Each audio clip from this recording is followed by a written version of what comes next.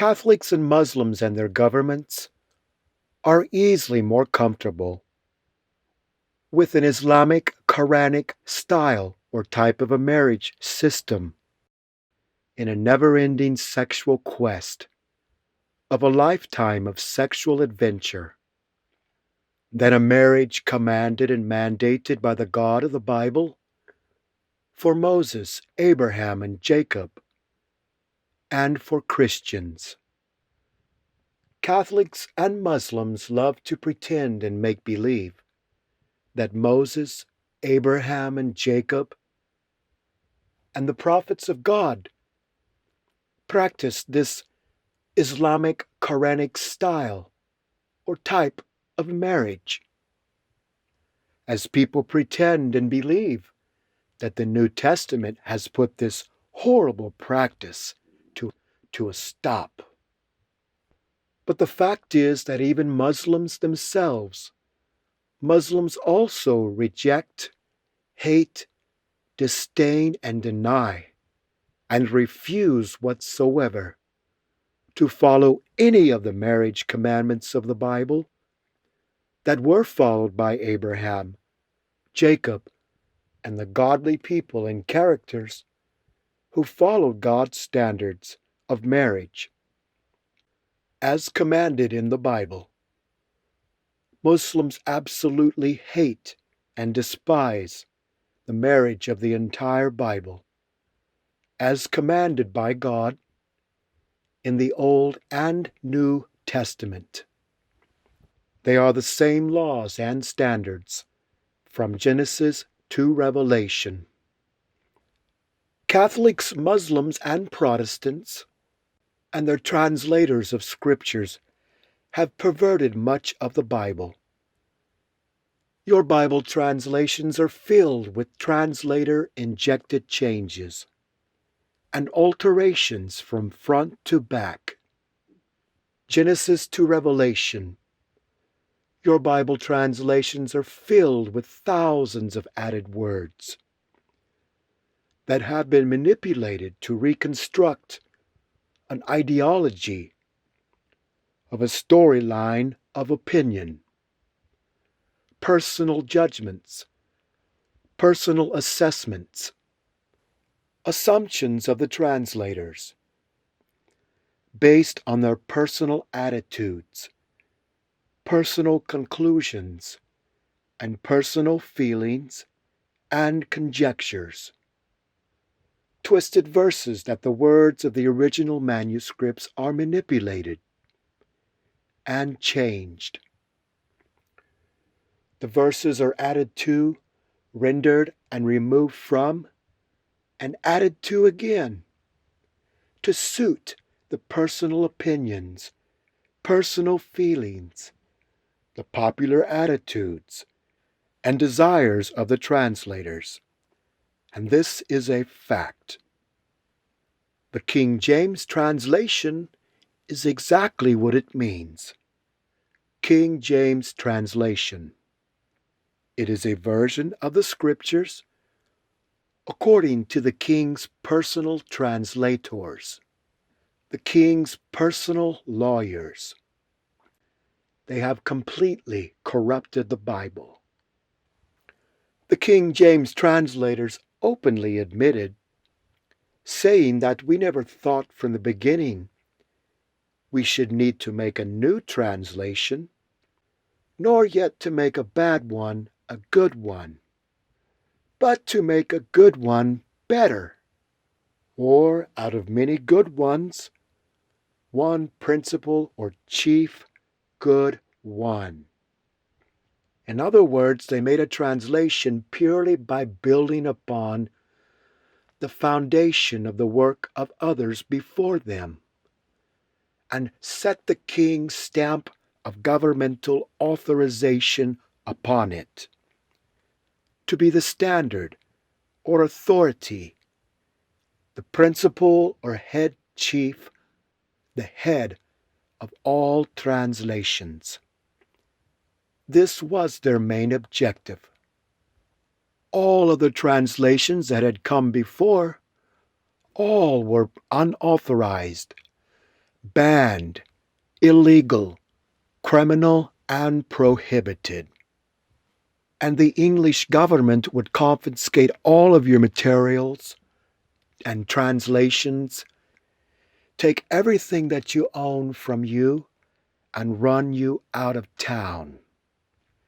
The English government would burn you alive, slit your throat, torture you to death, or just starve you to death in a prison. This is the same government that gave you the authorized King James Bible. Because all Bible translations before King James were unauthorized. This is how the Bible became known to be called authorized. Translating the Bible from the meaning and intent of the manuscripts was the farthest and the last thing on their minds. As an objective or intention, rather, the King James translators were more concerned in forming and molding both the English language and the original manuscript language into a blended mesh and network of a message that would represent their faith, rather than translating exactly what the original actually said. And they were very honest about it. The Bible, in its originality, had no purpose in the corrupted, homicidal, murderous, and bloodthirsty, whorish, spiritually prostituted Church of England. The Church of England had just broken away from the Roman Catholic Church no less than around 80 years before the King James translation. It was no more than just one single generation that had passed since that the Church of England had split from the Roman Catholic Church. The fact is, the King James translation is an almost exact total word-for-word duplicate copy of the Roman Catholic Church Douay-Rheims Bible translation. If you read the King James translation and the Roman Catholic Douay-Rheims translation side by side, you cannot even tell the difference between the two, until you get to a few key doctrinal differences between the two perversions. The King James Version is nothing more than a copycat of the Roman Catholic English Douay-Rheims Bible of the late 15th century. It is copied nearly word for word, nearly exactly.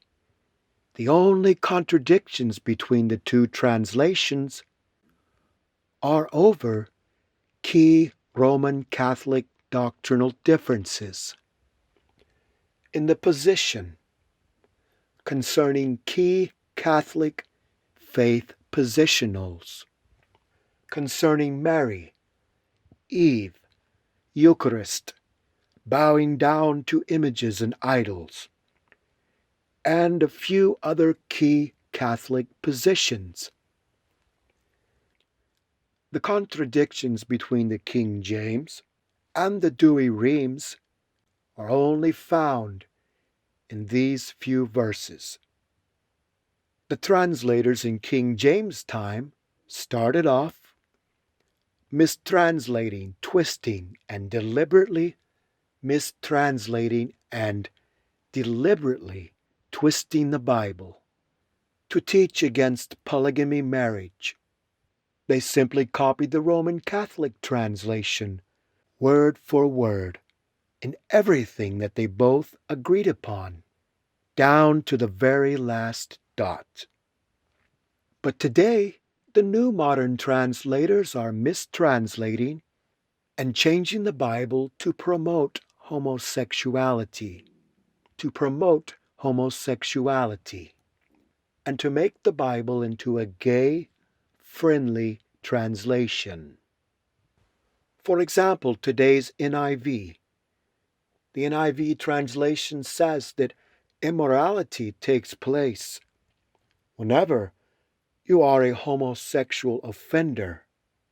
The language of the NIV says that God is only concerned with homosexuals who offend or do harm.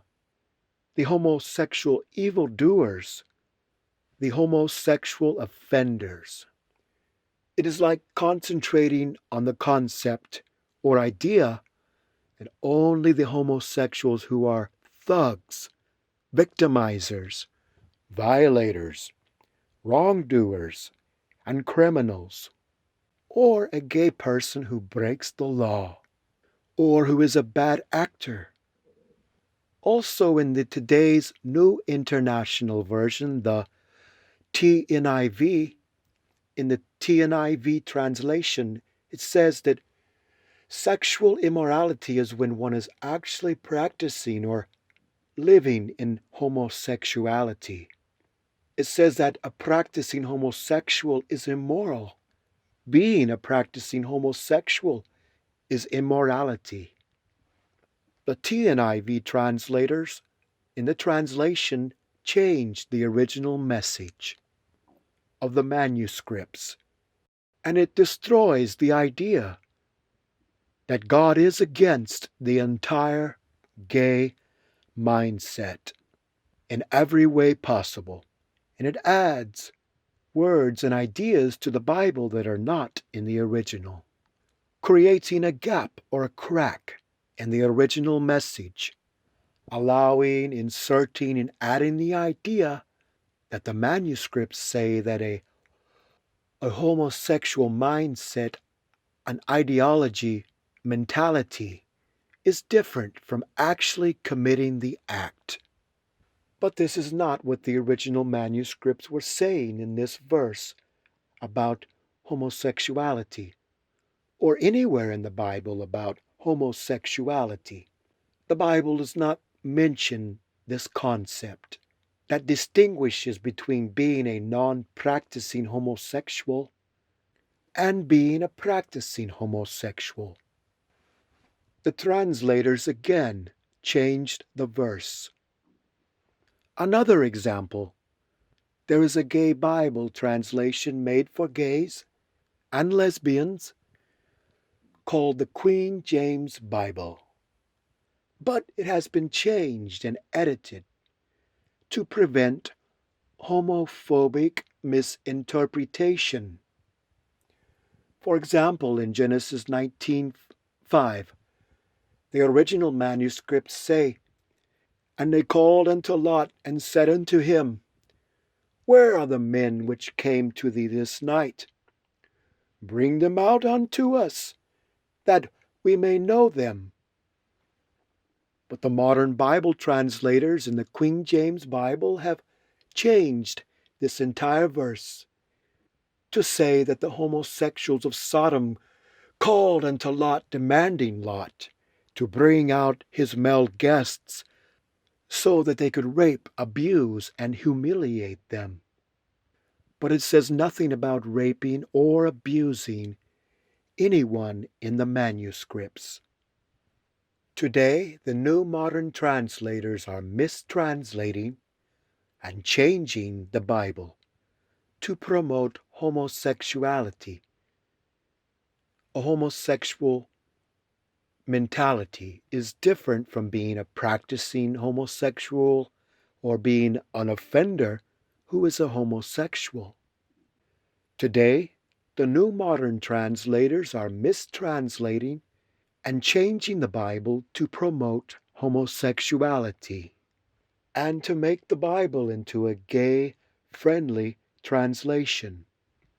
The Protestants and Catholic translations have also changed and altered their Bible in the past to make the Bible into an anti-polygamy book, where polygamy is depicted as evil and ungodly and a total failure. We see this fact clearly demonstrated when we take a look at the original manuscripts that the translators have rejected. For example, Revelation 18:19, "For in 1 hour she is made desolate." The word one here is the Greek word mia. Mia. Mia means a certain place, a certain person, or a certain object, or first, or to agree. Mia means a certain place, or a certain person, or a certain object. Or mia can mean first, or mia can mean to agree. In Revelations 18:19, "For in 1 hour she is made desolate," it means that in an hour. The authors did not intend to say one singular hour. They were concentrating on a specific, certain, special hour that is coming. There is an hour that is coming, not one singular hour. Sure, it's 1 hour, but the verse was concentrating on the concept of an hour. But the authors were concentrating on the idea of an hour, not 1 hour. This same exact Greek word, mia, that is the word a or an hour, a person, a tree, a day, the word a. This word mia also means unity, agreement. And mia also means first, and is also used to mean unity. Here in Revelation 17:17, "For God hath put in their hearts to fulfill his will and to agree." The word unity. Revelations 19:13, I heard a voice. I heard a voice. I heard mia voice. The word a. The word a here is also the Greek word mia. 3:10, after the first and second admonition, reject a heretic. This word first here is also the Greek word mia. Throughout the Bible and in the Greek language, the Greek word mia is used to mean a certain place, a certain person, or a certain thing. And mia also means first, and also to agree. It is not the Greek word meaning the primary numeral 1, or primary numeral 1. In the Greek language, the word meaning 1, which is the Greek word heis, has a specific separate word, heis. Heis meaning a primary numeral 1. Only one. Only one. But the word mia can mean one out of many, or it can mean unity. The word mia can mean first, or it can mean the word a certain voice, a certain person, a certain object. As we see here in 1 Timothy 3:2, the bishop must be the husband of a mia wife. A bishop is to be the husband of a wife. The word mia is not the primary numeral 1. It simply means that a bishop is to be the husband of a certain wife. It can be one wife, but it doesn't have to be just one single wife. Timothy was saying that bishops and deacons should be married. Timothy was saying that a bishop should be married to a wife. Not that a bishop has to only have one wife. The deacons and bishops and elders of the church are to be the husband of Mia wife, of a wife, of a wife. The word Mia is also used to say the first day of the week. So in the Greek language, it had two different ways of saying the word one. You had the primary numeral one, the word heis, meaning a primary numeral one, only one. And you had the Greek word mia, such as when you point to an object and you say, I want that one, I want that one. Or mia can mean unity or an agreement. That is how mia is used in the Bible. It is one, meaning one certain or a certain something, a certain someone, or a certain subject, with many other possibilities or capabilities existing as a plurality, being accompanied. The deacons and bishops are to be the husband of a wife.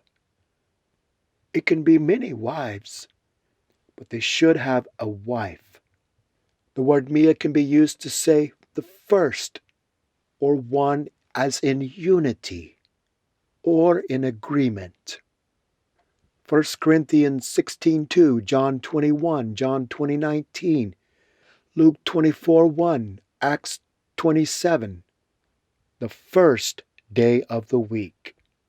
Many more verses. The mia is used 20 times just to mean the word first. Many more verses. The word mia is used 20 times in the Bible just to mean the word first. Matthew 21:19, he saw a fig tree. Peter sat in the palace, and a damsel came to him. Mark 12:42, and there came a certain poor widow.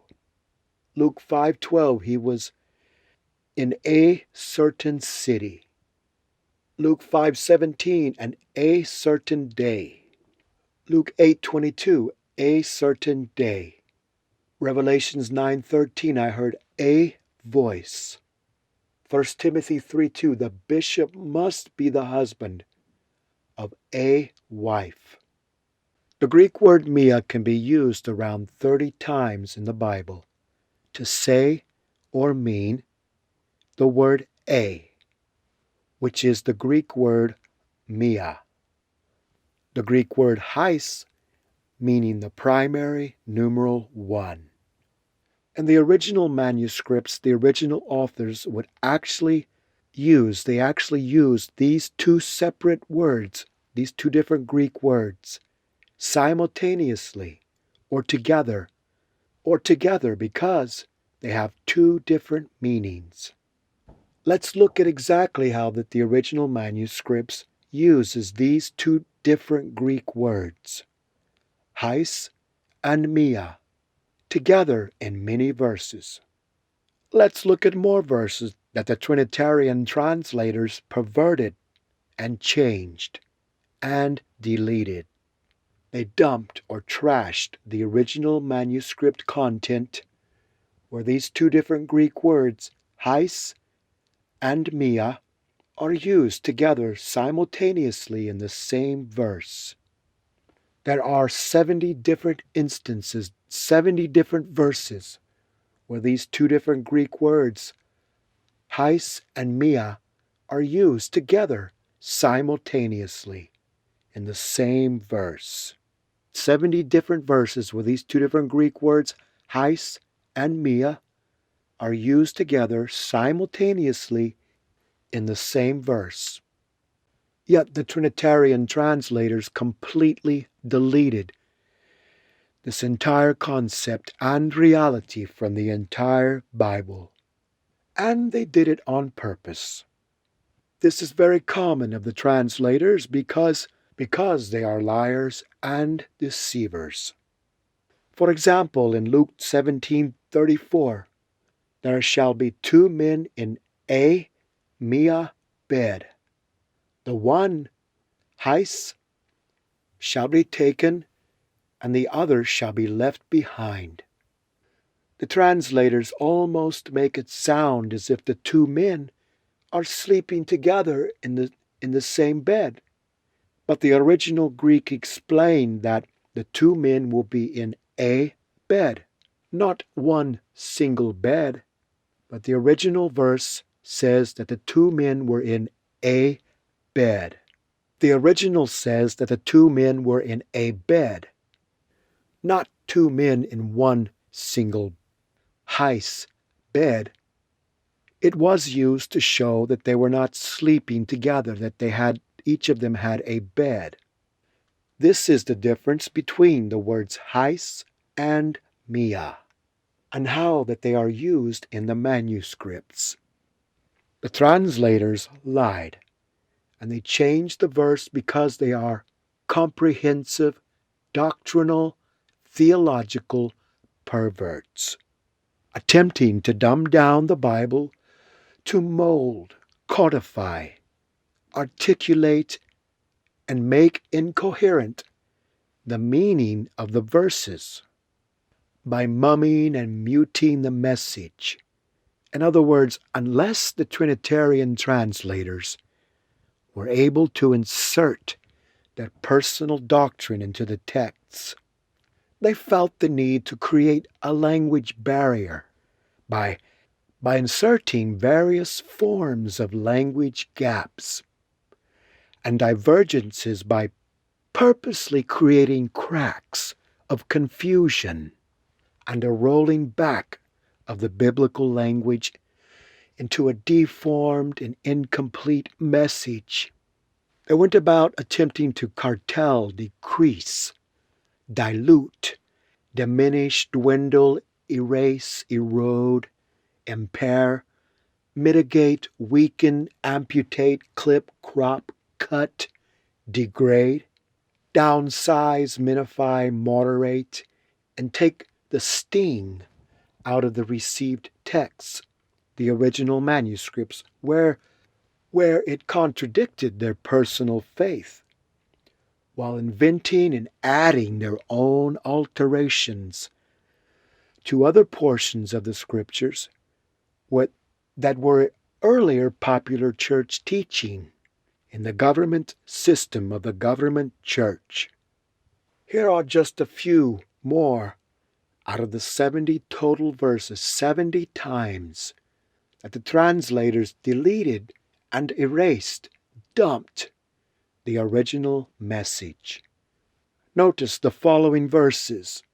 John 10:16, there shall be a mia fold and one hais shepherd. The original in all of these verses are exactly like this verse here in John 10:16.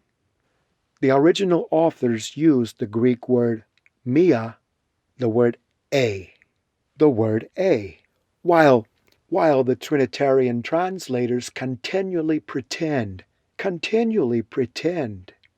that the Greek word mia is meaning one. John 10:16 says that there is a fold and there is only one shepherd, because there are many plural folds, the folds of sheep and of goats, and on both sides of good and evil, the Greek word mia, a fold. But there is only one hais shepherd. The translators literally deleted this concept 70 times in the Bible. And here are just a few of them to save time. Acts 4:32, and the multitude of them that believed were of united mia hearts, and one hais singular soul. Here the Greek manuscripts use the word mia hearts, meaning united hearts, and one hais singular soul.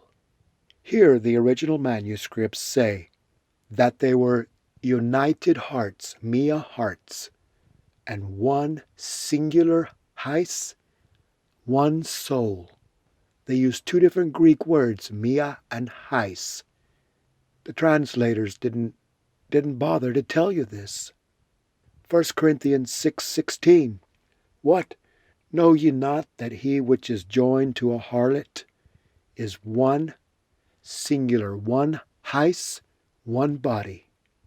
For the two, he says, shall be mia flesh, united flesh, unity.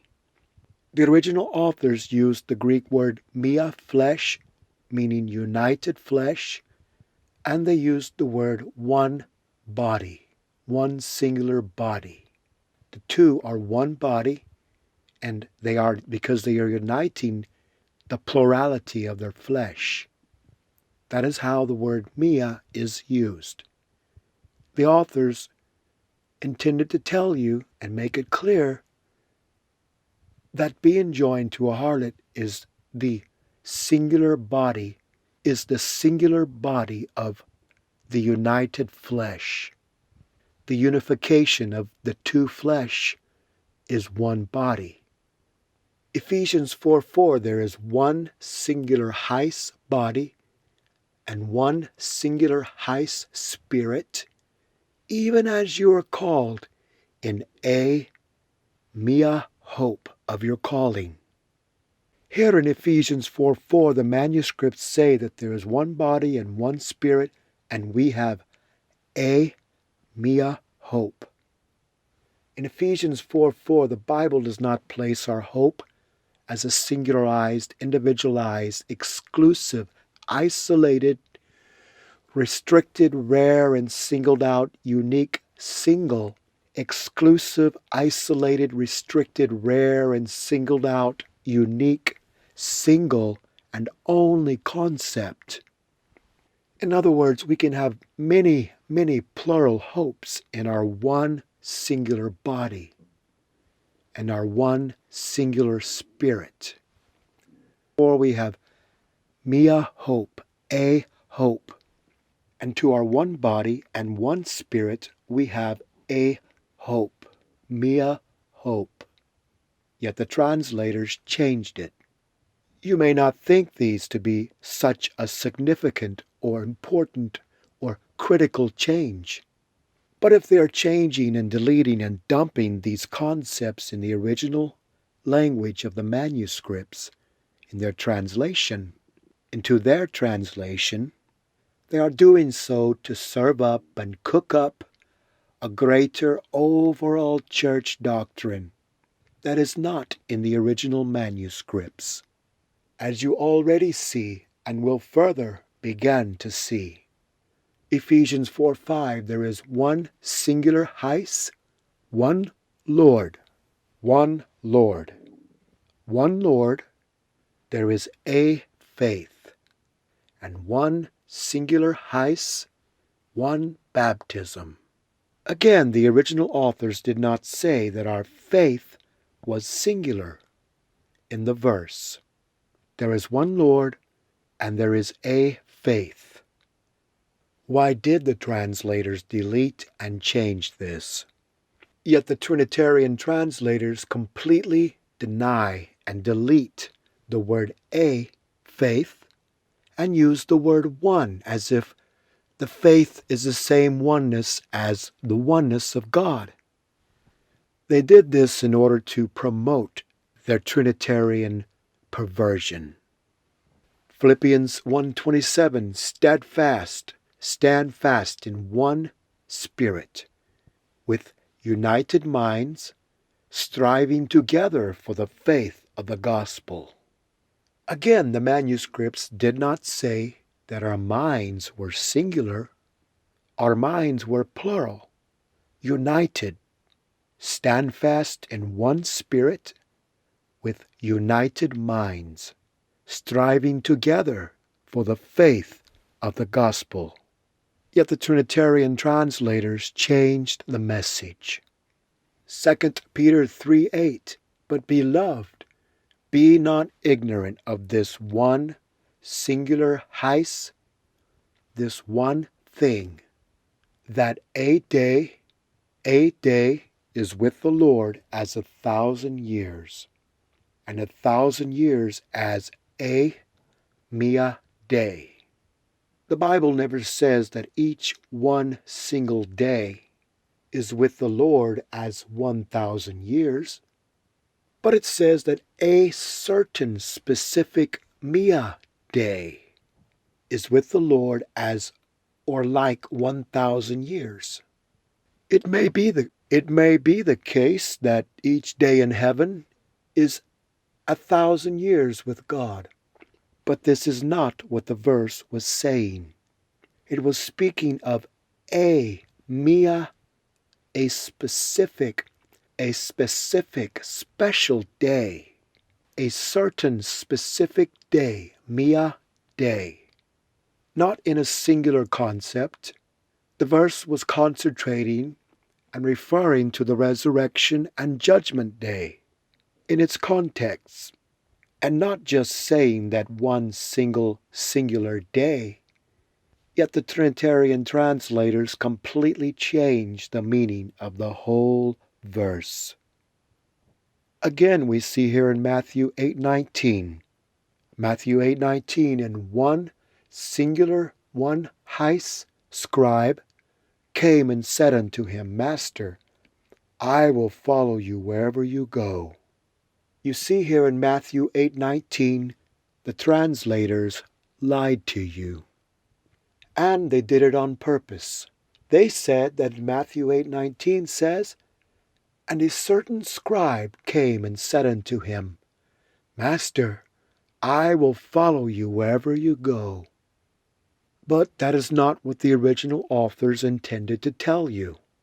It was not just some certain scribe who came up to Yehoshua. It was all the scribes that were interacting with Yehoshua. Only one singular hais, one scribe came up to Yehoshua. The original authors intended to tell you and convey the message that only one scribe came up to Yehoshua and offered to follow him. The Bible says that one hais, one singular scribe came up to Yehoshua. Yehoshua at this particular time was surrounded and being followed all day long by multitudes of many diverse different types of people, leaders, and government officials, by multitudes of many diverse types of people, leaders, and government officials were watching him. Even a centurion captain guard in the government came to him. The original authors intended to make a point to tell you that of all the scribes, all the leaders, all the centurion guards, the captains, all of the people who were following Yehoshua that day, who were all around him all day long, in the whole chapter it explains, only one hais, one scribe came to him and wanted to follow him. The Bible makes this very clear in the manuscripts. If it was just some certain scribe who just came up to Yehoshua, they would have used the word mia, meaning a certain scribe, a certain scribe. Yet the translators go through the Bible making these alterations, adjustments, modification, and transformation as they play flip-flop, metaphorical, transmutational word games in order to reshape and to universalize an extrapolation that is not in the intent intended in the original manuscripts. Again, Revelation 6:1, and I saw then when the Lamb opened the mia seal.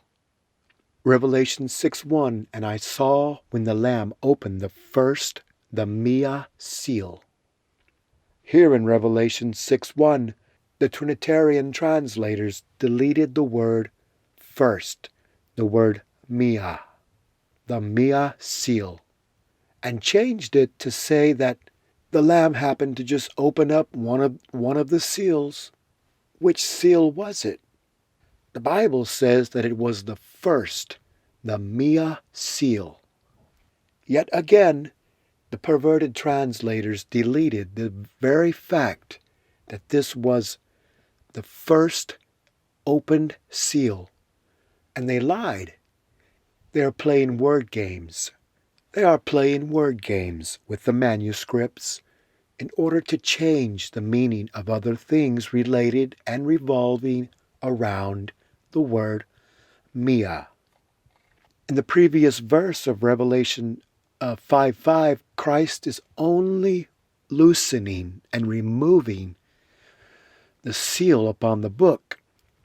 And in Revelation 6:1, he opened the first, the Mia seal. And Revelation 6:3, the second, Revelation 6:5, the third, 6:6, the fourth, the fifth, 6:12, the sixth, and 8:1, the seventh. Yet the translators skip where the manuscripts directly say that it was the very first seal, only to say that the first seal was just the opening of one of the seals, as if Yehoshua was just randomly thumbing through the seals and just randomly, well, let's have a look at which one I opened up. Oh, wow, it's just one of the seals I just randomly happened to come to first.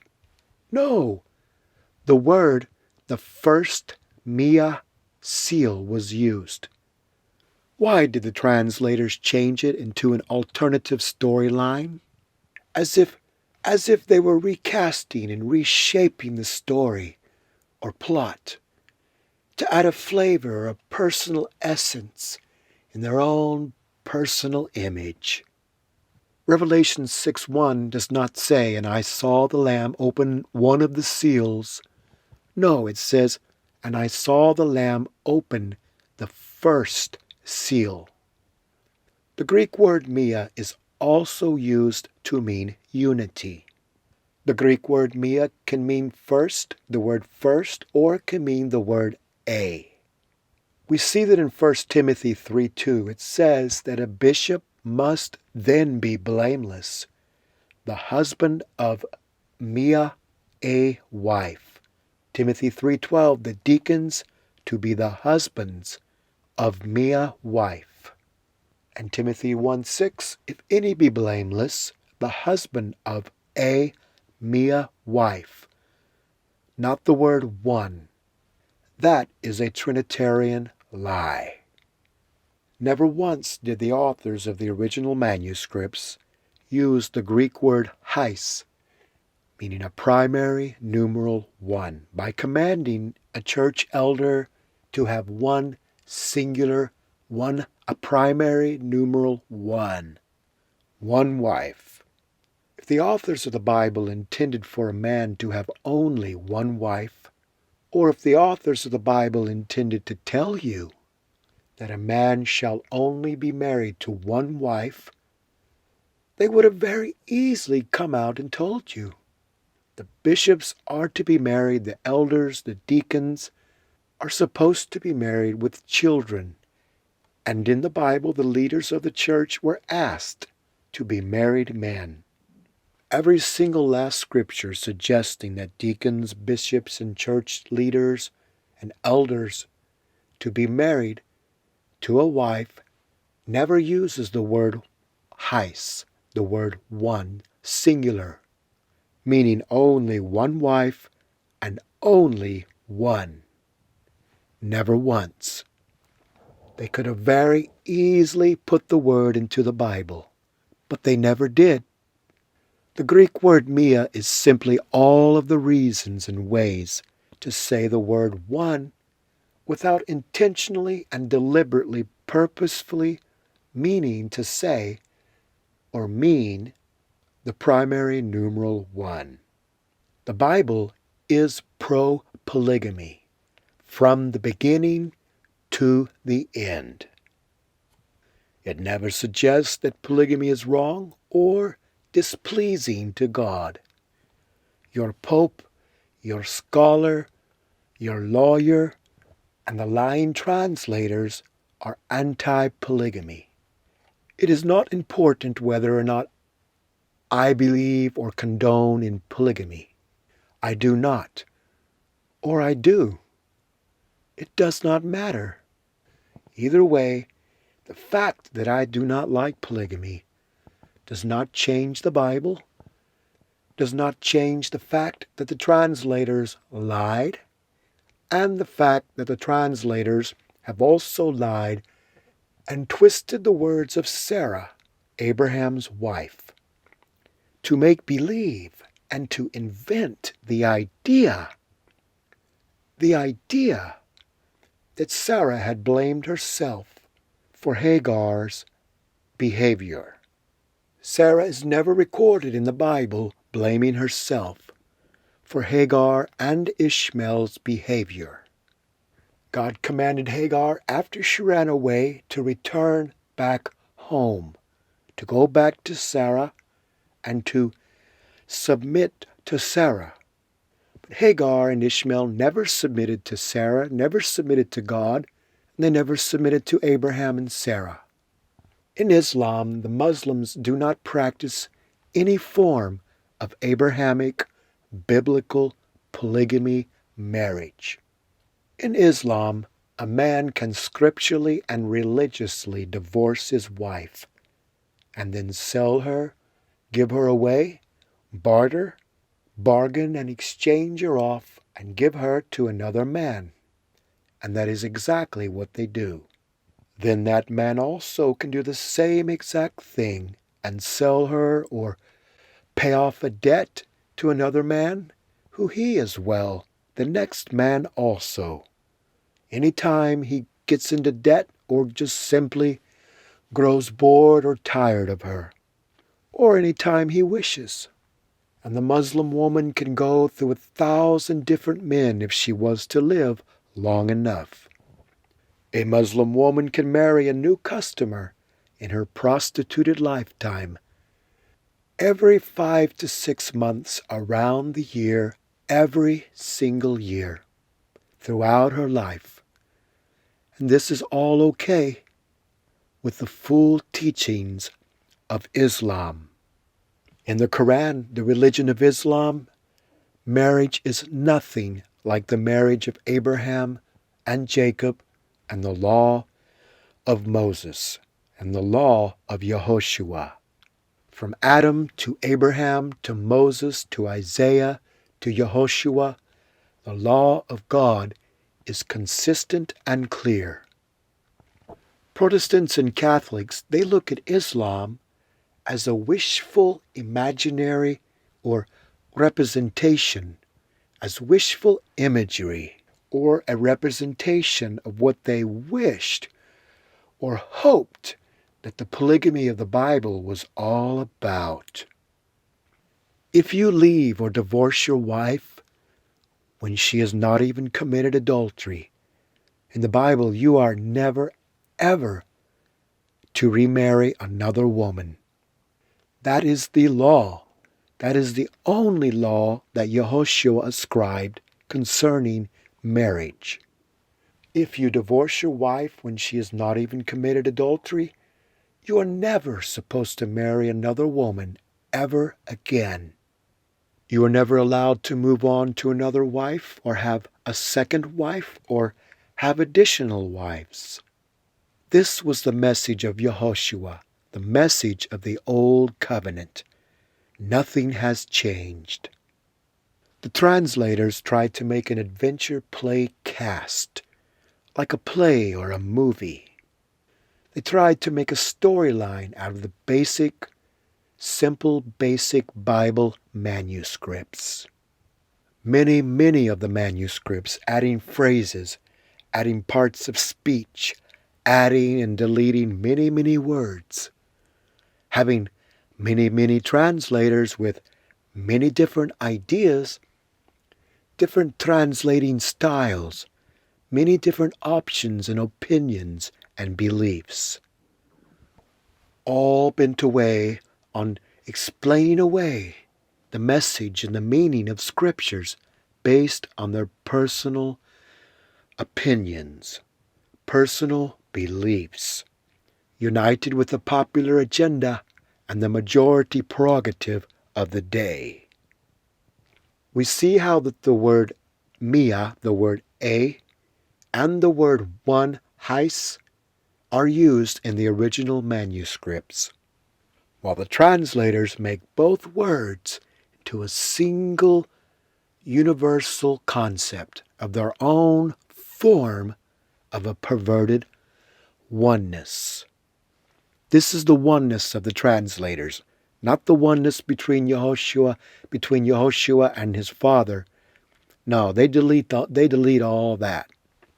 They reserve and focus their oneness on polygamy marriage and the destruction of the body of the Bible in the manuscripts. They reserve their oneness and focus all their attention of oneness in destroying the body of the manuscripts that support polygamy, that do not teach against polygamy. And they focus all that away from the oneness of Christ and his Father. And the Trinitarian translators went about erasing and shifting the oneness of the character of God, who places Yehoshua sitting directly in the throne, and changed the Greek word in to the Greek word at. They deleted the oneness of God in Christ and shifted the concept of their own doctrine of oneness over to polygamy and to marriage by also changing the Bible in their translation. That's exactly what they did. Here are just a few out of the 70 total times that the translators deleted and erased and dumped the original message, dealing with the way that the Greek words mia, one, and the Greek word heis, one, was used in their translation. As they went about shifting and overbearing oneness concept into marriage, monogamy marriage, and went about to deleting and erasing and removing it from the oneness of the character of the oneness of Yehoshua and the Father. The manuscripts never used the word mia when describing the oneness of the Father, the Son, and the Spirit. They always, even Yehoshua himself in the Greek texts, they always use the word heis. Me and my Father are one. A primary numeral one. By changing words dealing with the words relating to the word one, unity, first, a certain person, a certain place, and a certain thing. And also erased and deleted the word in. The word in these following verses are mistranslated in our Trinitarian translations. Romans 8:34, Christ is in the right of God. Ephesians 1:20, Christ is in his own right, in the heavenly place. Hebrews 12:2, Christ is set in the right of the throne of God. Hebrews 1:3, Christ is the expressed image of the Father's confidence, set down in the right of the majesty in high. Hebrews 8:1, Christ is set in the right of the throne of the majesty in the heavens. Here in Hebrews 8:1, this word in is used twice here in this verse. Trinitarian translators correctly use it one time when it says he's in the heavens, but they delete the word in the right of the throne and they change it to at the right hand of the throne. They lied. They are liars. There's no right hand of the throne. That concept does not exist in the Bible. Hebrews 10:12, Jesus, Yehoshua, is forever set down in the right of God. 1 Peter 3:22, who has gone to heaven and is in the right of God. This Greek word in is the Greek word in.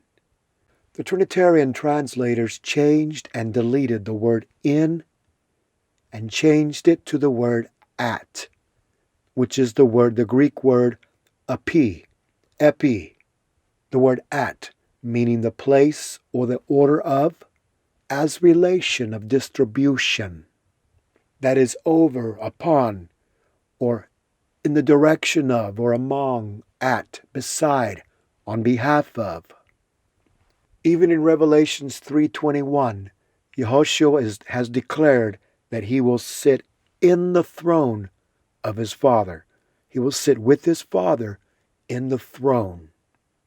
And the translators correctly translated it correctly this one single time, but deleted the word in and removed it from all the other verses that it says that Yehoshua is in the very throne of God and in the right of God and in the heavenly place.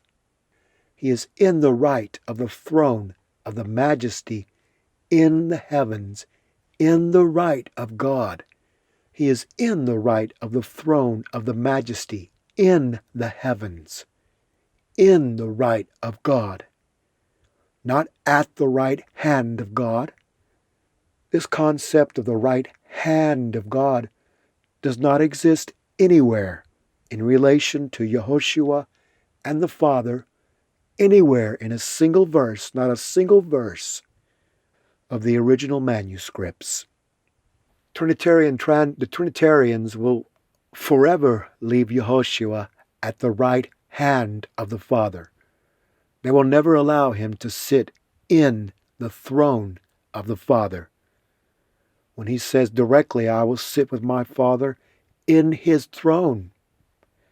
And every verse that mentions the throne of the Father, and every single last verse that mentions the right of God, in the right of God, in the right of the throne of the majesty in heaven, in the right of God, that refers to Yehoshua, who is in the right of God. He is in the right of the throne of God. He has never sat down at the right hand of the throne. This is a lie. He proceeded from the bosom of the Father, and he will return back to sit in the throne of the Father. He did not ever exist at the right hand of the Father. Ever. The Roman Catholic Douay-Rheims Bible of 1582 is another perfect example of the translators attempting to change the message of the original manuscript message. Let's take a look at the following verses and you will study. Let's take a look at the following verses and you will study. And you will notice that the Hebrew word bow down is the word shakah, meaning to depress, the word shakah. To bow down, to depress, to bow yourself down, to crouch, to fall down flat, to prostrate, to make yourself to stoop down and worship. You bowed down. The Roman Catholic Douay-Rheims Bible translators actually went out of their way to purposefully delete and remove the words worship and bow down in every single last instance involving images and idols. They deleted it on purpose. Compare, take a look, any other Bible translation on the planet. The Romantic Bible actually goes out of its way to delete worship and bow down in every last instance involving images and idols. Reading from Exodus 25. Thou shalt not bow down. This Hebrew word shakah means to depress, prostrate in homage, royalty, to crouch, to fall down flat, to crouch, to make to stoop down, you fall down as a movement of your body. The Roman Catholic Douay-Rheims Bible has deleted the commandment forbidding bowing down to images or idols. It does not exist in the Roman Catholic Bible translation, which there is an actual Hebrew word consistently used for bow down, and it is used in the Ten Commandments, but in the Exodus 25, in the Catholic translation, they deleted it. It is not there. It simply says, thou shalt not adore idols. The Catholic Church substituted, changed out. They deleted and the word bow down, they switched it, and instead simply used the word adore. You're not supposed to adore an idol. Oh, why not? But you can adore an idol and say, wow, look at the image, the statue, look at how pretty and artistic, look at the great work that was put into the image, the picture, the idol, the photograph. You think it's great work, but that's not the problem in the Bible. You're not supposed to bow down to the image. And that is exactly what Roman Catholics do. And they deleted the words bow down from their first translation that they ever made into another language. The deletion of the word bow down in the Douay-Rheims Catholic translation, and changed the entire meaning. Here are the 47 instances directly involving bowing down to images and idols. About 47 times in the Bible is that commandment in reference to idols and images. The Roman Catholics deleted this commandment 47 times in the very first translation that they ever made into another language. For nearly 2,000 years,